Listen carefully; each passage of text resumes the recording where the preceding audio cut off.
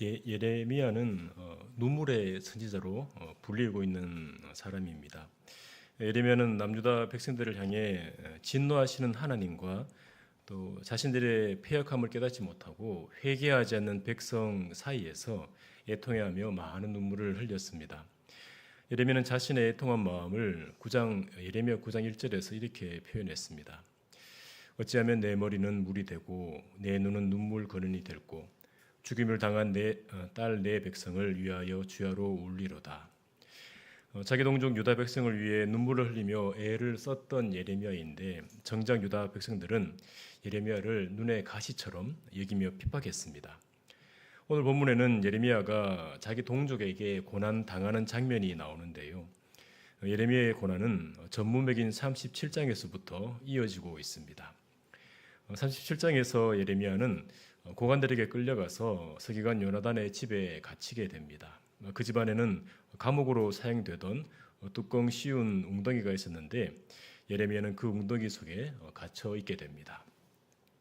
예레미야가 웅덩이에 갇힌 지 여러 날 만에 한 사람이 은밀하게 찾아오는데요. 그 사람은 시드기야 왕이 보낸 사람이었습니다. 참고로 시드기야 왕은 남유다의 마지막 왕으로 바벨론 왕 느부갓네살에 의해 세워진 꼭두각시 왕이었습니다. 그 사람은 웅덩이에서 예레미야를 꺼내어 시드기야 앞으로 예레미야를 데려갑니다.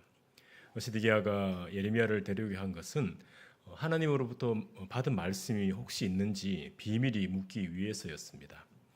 시드기야가 예레미야에게 하나님의 말씀을 물은 것은 당시 예루살렘이 바벨론 군대로 인해 큰 어려움을 겪었기 때문입니다.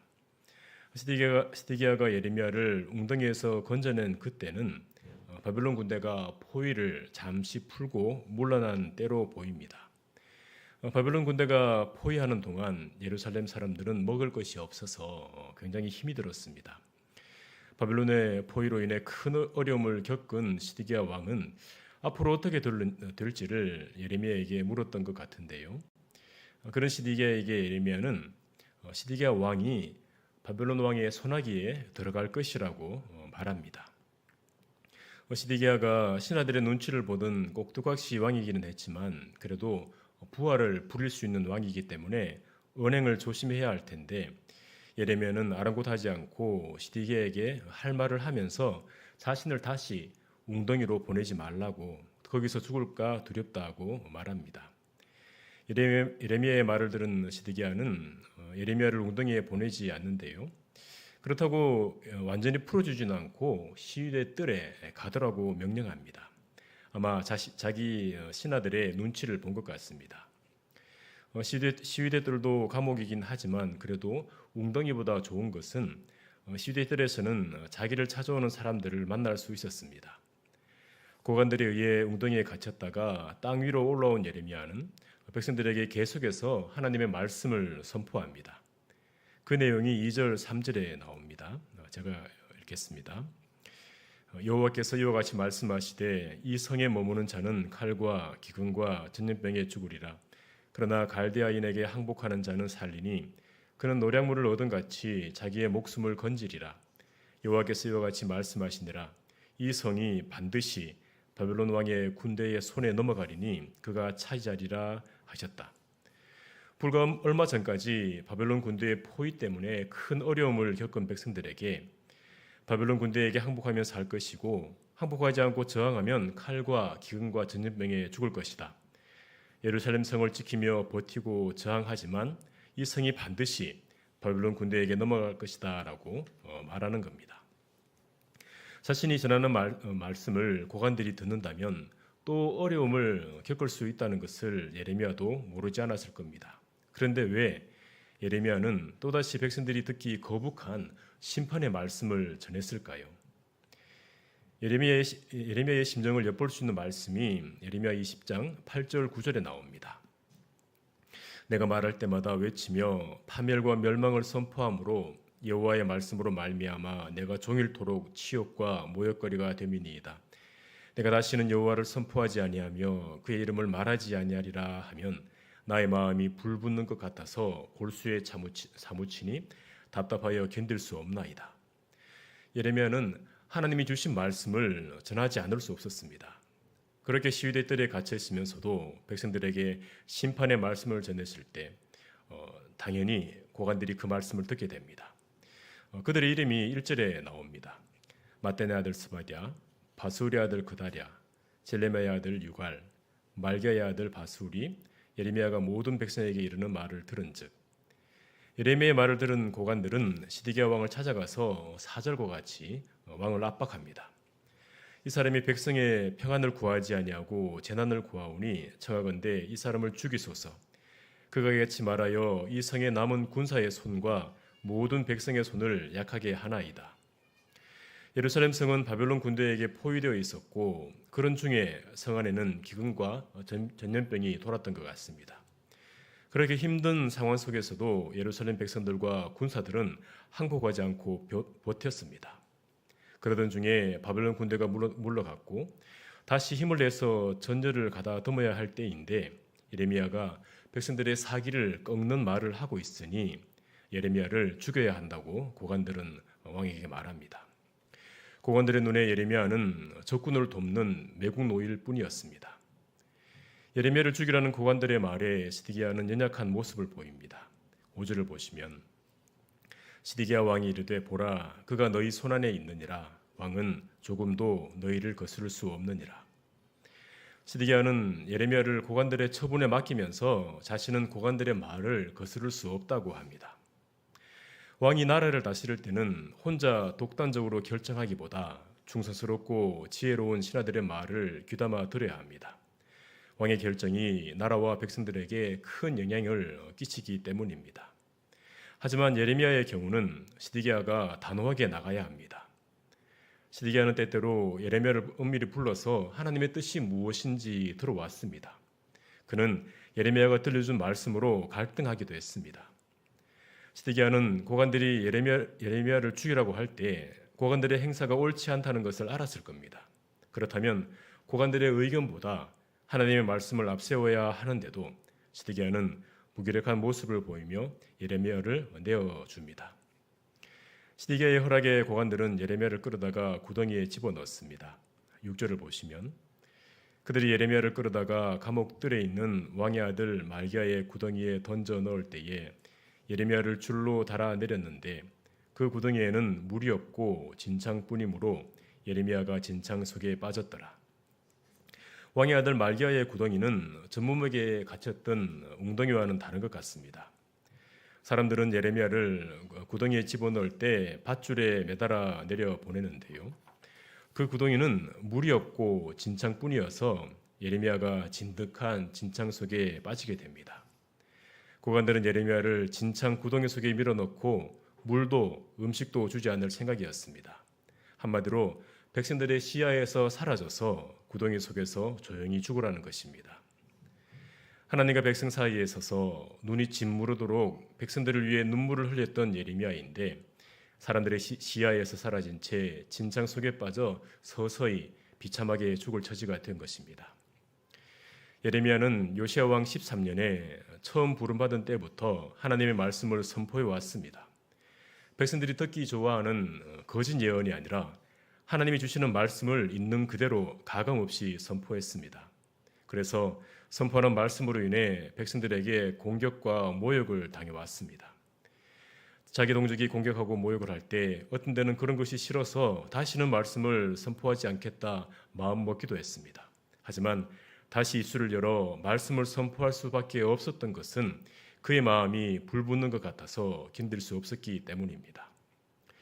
인간적인 생각으로는 예레미야가 자신의 명예는 신경 쓰지 않고 치욕과 모욕을 들으면서 뜨거운 마음으로 말씀을 선포했다면, 고난 속에서도 하나님의 말씀에 순종하려 애썼다면 하나님이 뭔가 보상을 해주시면 좋겠다 싶습니다. 적어도 푹푹 빠지는 진창은 막아주셔야 되는 것 아닌가 싶습니다.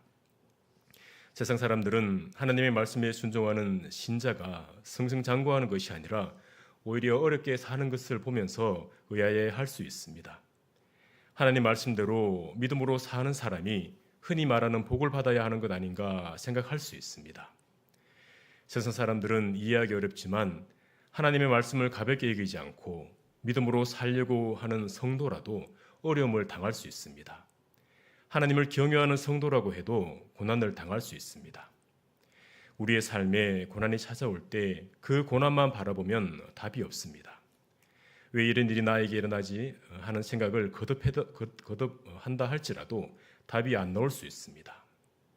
고난으로 인해 쉽지 않지만 고난을 당하게 될 때 우리는 삶의 주권자 되신 하나님을 바라봐야 합니다. 쉽게 말씀드리는 것 같아 죄송하지만 우리의 지혜로는 우리가 당하는 고난의 의미를 해석할 수 없습니다. 하나님이 말씀하실 때, 하나님이 깨닫게 하실 때 고난의 의미가 해석되고 우리 안에 담대함이 그리고 평안함이 생기게 됩니다. 성도로서 제대로 살지 못했기 때문에 고난받는 것이 아닙니다. 하나님의 뜻대로 살지 않아서, 말씀대로 살지 않아서 고난을 만나는 것이 아닙니다. 믿음으로 살아도, 말씀을 붙잡고 살아도 고난을 만날 수 있습니다. 고난을 당할 때 그 고난 위에 역사하시는 하나님을 바라보시기 바랍니다. 신실하시고 실수가 없으신 하나님께서 성도의 삶을 세밀하게 이끌고 계심을 기억하시길 바랍니다. 힘들고 어려운 상황을 만날 때 하나님 앞으로 더 가까이 나아가는 은혜, 하나님의 말씀을 더욱 의지하는 그 은혜가 우리 모두에게 있기를 소망합니다. 그렇게 예레미야가 죽음의 위기에 처했을 때 예레미야를 구하기 위해 움직인 사람이 있습니다. 그는 동료 선지자도 아니었고 동족인 이스라엘 사람도 아니었습니다. 남유다 백성들이 자랑하는 아브라함의 언약과도 관계가 없던 사람입니다. 7절을 보시면 왕궁 내시 구스인 에벤멜렉이 그들이 예레미야를 구덩이에 던져 넣었음을 들으니라. 그때의 왕이 베냐민 문에 앉았더니 에벤멜렉은 구스인으로 언약 밖에 있던 이방인입니다.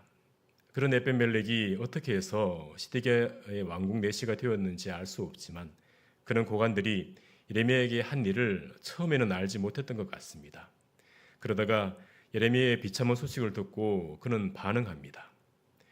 인간적인 눈으로 보면 에벤멜렉 개인적으로는 이득이 없는 일이어서 그냥 있어도 되었습니다. 하지만 그는 베냐민 문에 있는 시드기야 왕을 찾아갑니다. 그리고는 고관들이 행한 모든 일이 다 악하다 하면서 예레미야를 저대로 두면 굶어 죽을 거라고 합니다. 당시 예루살렘 성의 분위기에서는 남유다의 멸망을 외치며 군인들의 사기를 꺾는 예레미야가 악한 사람이었습니다. 하지만 에벤멜렉은 예레미야가 악한 것이 아니라 고관들이 악하다 하면서 예레미야를 위해 나섭니다. 에벤멜렉의 말을 들은 시드기야는 30명을 에벤멜렉에게 붙여주면서 예레미야가 죽기 전에 그를 구덩이에서 끌어내라고 명합니다. 어떤 생각하면 예레미야 한 사람을 건져내는데 30명이나 필요한가 싶은데요. 에벤멜렉이 예레미야를 건져낼 때 생길 수 있는 여러 방해를 막기 위해서 30명을 보낸 것 같습니다. 고관들에게 예레미야를 내어줄 때는 언제고 이제는 예레미야를 살리려고 하는 걸 보면 시드기야는 참 우유부단하고 연약한 왕이다 싶습니다. 시드기야가 붙여준 사람들과 함께 구덩이로 간 에벤멜렉은 헝겊과 낡은 옷을 가지고 가는데요. 예레미야가 진창 속에서 기운을 잃었을 거라 생각하고 준비해 간 것 같습니다. 12절을 보시면 구스인 에벤멜렉이 예레미야에게 이르되 당신은 이 헝겊과 낡은 옷을 당신의 겨드랑이에 대고 줄을 그 아래에 대시오.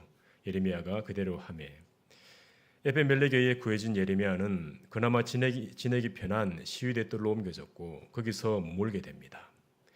에벤멜렉이 아니었다면 예레미야는 진청 구더기 속에서 목숨을 잃었을지 모릅니다. 왕궁 내시로서 에벤멜렉은 궁전 안의 분위기를 민감하게 읽고 있었을 겁니다. 그래서 고관들에게 반대한다는 것이 자기에게 유익이 안 된다는 것도 알고 있었을 겁니다. 그런데도 에벤멜렉은 예레미야를 위해 시드기야 앞에 나섭니다. 고관들의 눈치를 보면서 비밀스럽게 나선 것이 아니라 그들이 행한 모든 일이 악하다 하면서 예레미야를 돕고 나섭니다.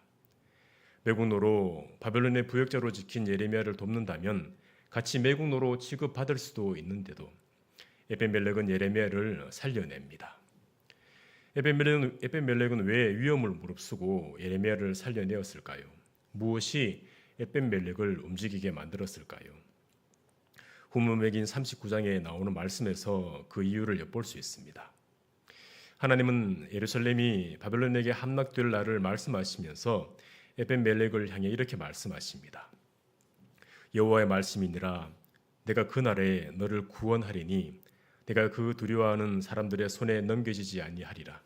내가 반드시 너를 구원할 것인즉 내가 칼에 죽지 아니하고 내가 노력물같이 내 목숨을 얻을 것이니 이는 내가 나를 믿었음이라. 여호와의 말씀이니라. 하나님은 반드시 그를 구원할 것인데 그 이유로 그의 믿음을 말씀하십니다. 에벤멜렉이 위험을 감수하고 예레미야를 구한 것은 그가 하나님을 믿었기 때문입니다. 예레미야가 하나님의 심판의 말씀을 선포할 때 남유다 백성들은 그 말씀을 믿지 않고 예레미야를 모욕했지만 에벤멜렉은 예레미야가 전하는 심판의 말씀을 하나님의 말씀으로 믿고 예레미야 편에 선 것입니다. 하나님을 믿는 그의 믿음이 예레미야 편에 서게 만든 것입니다. 예루살렘이 적군에게 포위당한 때에 적군에게 항복하는 것이 살 길이다 외치는 선지자 편에 서는 것은 쉬운 일이 아닙니다. 잘못하면 함께 매국노로 취급받아 직책을 잃을 수도 있고 험한 일을 당할 수도 있습니다. 그럼에도 에벤멜렉은 고관들 편에 서지 않고 예레미야 편에 섭니다. 하나님의 백성은 눈앞에 보이는 상황이나 사람을 따라 움직이는 것이 아니라 믿음을 따라 하나님의 말씀을 따라 움직여야 합니다. 믿음을 따르고 말씀을 따르면 더 힘든 상황 속에 들어갈 수 있고 사람들이 이해하기는커녕 비웃음을 살 수 있지만 그럼에도 성도는 믿음을 따르고 말씀을 따라야 합니다. 왜 그래야 할까요? 온 세상의 주권자이신 하나님이 믿음으로 행한 자를 기억하시며 칭찬하시기 때문입니다. 반드시 그를 구원할 것이라 하나님이 말씀하시기 때문입니다. 사람 편에 서지 않고 하나님 편에 서는 것, 사람의 불의를 따르지 않고 하나님의 공의를 따르고 말씀을 따르는 것, 이런 태도는 오늘을 살아가는 저와 여러분에게 필요한 태도입니다. 저와 여러분이 다른 어떤 것에 움직이는 것이 아니라 하나님의 말씀에만 움직이고 반응하게 되기를 바랍니다. 시편 14편 2절에 이런 말씀이 있습니다.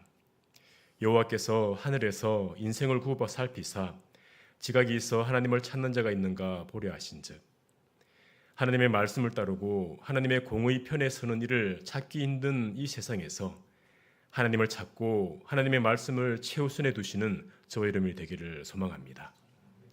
오늘은 하나님의 말씀을 선포하다가 구덩이에 갇힌 예레미야에 대해 살펴보았습니다.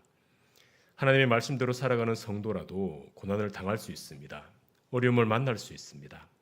힘들고 어려운 일을 만날 때 잘 되지 않을 수 있겠지만 하나님을 바라보려 애쓰시고 하나님께 나가려 애쓰시길 바랍니다. 성도를 사랑하시는 하나님께서 삶의 주권자이심을 기억하시면서 힘들고 어려운 상황을 은혜 가운데 지나가시길 바랍니다. 아울러 하나님을 믿고 하나님 편에 섰던 에벤멜렉처럼 하나님이 기뻐하시는 선택들이 우리에게 있기를 바랍니다. 많은 사람들이 주저하는 상황일지라도 평안함보다 어려움이 보이는 상황이라 할지라도 하나님의 말씀이 그러하다면 말씀 편에 서는 믿음이 우리에게 있기를 바랍니다. 하나님이 하나님의 말씀에 믿음으로 반응하는 성도를 기뻐하신다는 것을 기억하시면서 매일의 삶을 담대하게 살아가시는 우리 모두가 되기를 소망합니다. 이 시간 함께 기도하실 때